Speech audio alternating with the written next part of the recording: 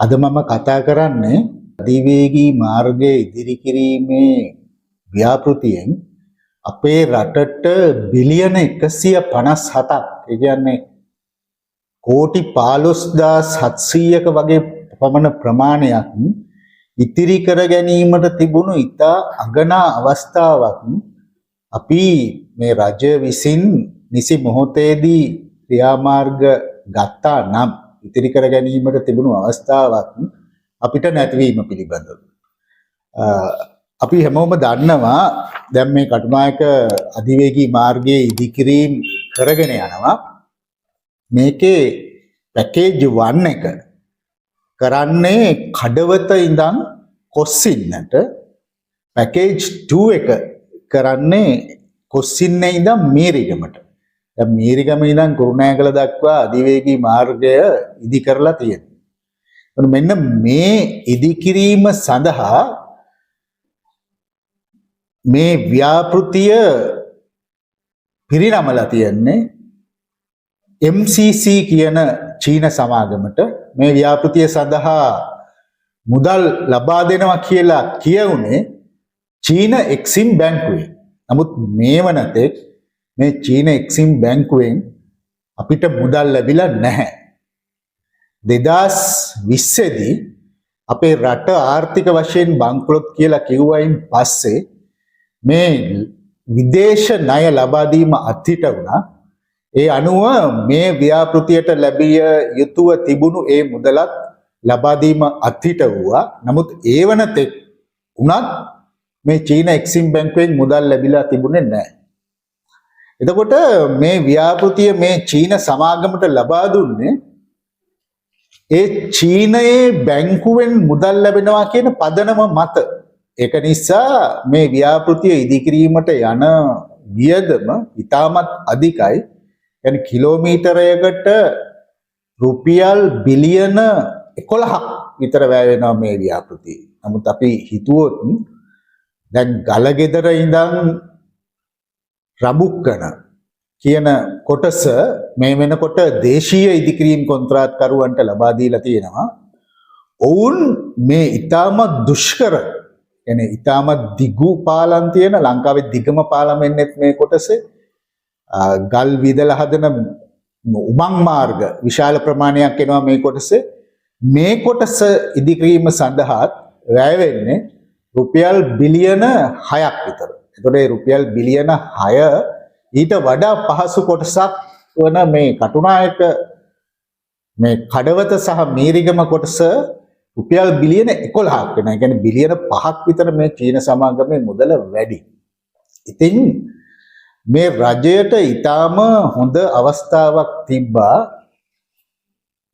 අපි කොන්ත්‍රාත්තු නෙගොෂියේට් කරන. ඒ කියන්නේ කොන්ත්‍රාත්තුව නැවත මේ චීන සමාගමත් සමග නෙගොෂියේට් කරන අවස්ථාවේදී නැවත ආරම්භ කිරීමට කතා කරන අවස්ථාවේදී අගනා අවස්ථාවක් තිබුණා මේ ව්‍යාපෘතිය නවත්තන්න.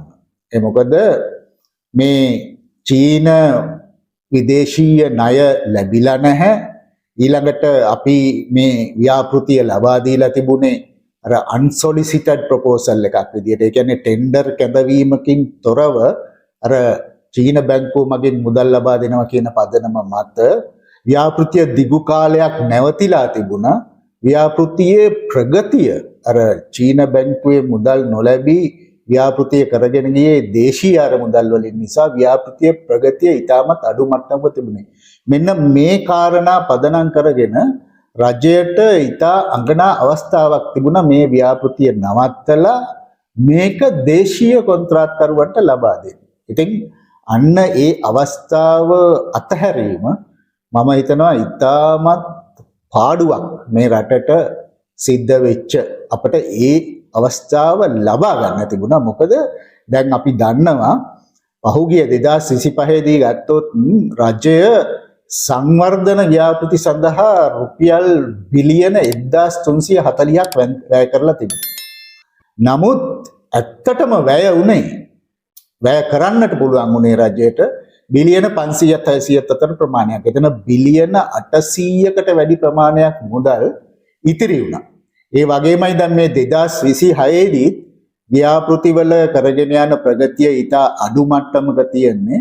ඒක නිසා විශාල වශයෙන් මුදල් ඉතිරි වෙනවා. මෙන්න මේ මුදල් ඊටමත් වේගයෙන් කරන්න පුළුවන් මේ කඩවත මීරිගම මාර්ගයට යොදවලා මේ ව්‍යාපෘතිය කරගෙන යන්න තිබුණ දේශීය අරමුදල් වලින් රජය කියන විදිහට රජයේ භාණ්ඩාගාරයේ අවශ්‍ය තරම් මුදල් ඉරිලා ඉතිරිලා ගිහිල්ලා තියෙන නිසා. ඒ වගේම අපි දන්නවා දැන් කොන්ත්‍රාත්තු කැඳවන්න යනවා කුරුණෑගල ඉඳන් දඹුල්ල කොටස අධිවේගී මාර්ගයේ ඉදිකිරීම සඳහා ටෙන්ඩර් කැඳවනවා. ඒක කරන්න හදන්නේ දේශීය අරමුදල් වලින්. ඒ නිසා ඉතා පැහැදිලි රජයට මේ දේශීය අරමුදල් වැය කරලා තමයි මේ අධිවේගී මාර්ග කිරීමේ අදහස තියෙන්නේ. ඒ නිසා මේ ව්‍යාපෘතියත් ඉතාමත් හොඳින් මේ චීන සමාගමින් ඉවත් කරලා දේශීය සමාගම් මගින් කරන්න හැකියාව තිබුණා. මොකද මේ දේශීය සමාගම් වලට අද වෙනකොට අධිවේගී මාර්ග සැදීම සඳහා අවශ්‍ය දැනුම, ඔවුන්ගේ මූල්‍යමය හැකියාව, ඒ යන්ත්‍රෝපකරණ සියල්ලම තියෙනවා. ඔවුන් මේ කඩවත මීරිගම සිට කුරුණෑගල ඒ ව්‍යාපෘතිය කරයින් පස්සේ ඔවුන් ඉතාමත් උසස් මට්ටමකට ඇවිල්ලා ඉන්නවා. ඔවුන්ට ඒ හැකියාව තියෙනවා. ඒ නිසා මේ දේශීය කොන්ත්‍රාත් කරුවන් ඇත්තටම රජයෙන් ඉල්ලීමක් කරා මේ සඳහා ඔවුන්ට අවස්ථාව ලබා දෙන්න කියලා. ඔවුන් එහිදී ඇස්තමේන්තුවක් ඉදිරිපත් කරා රජයට.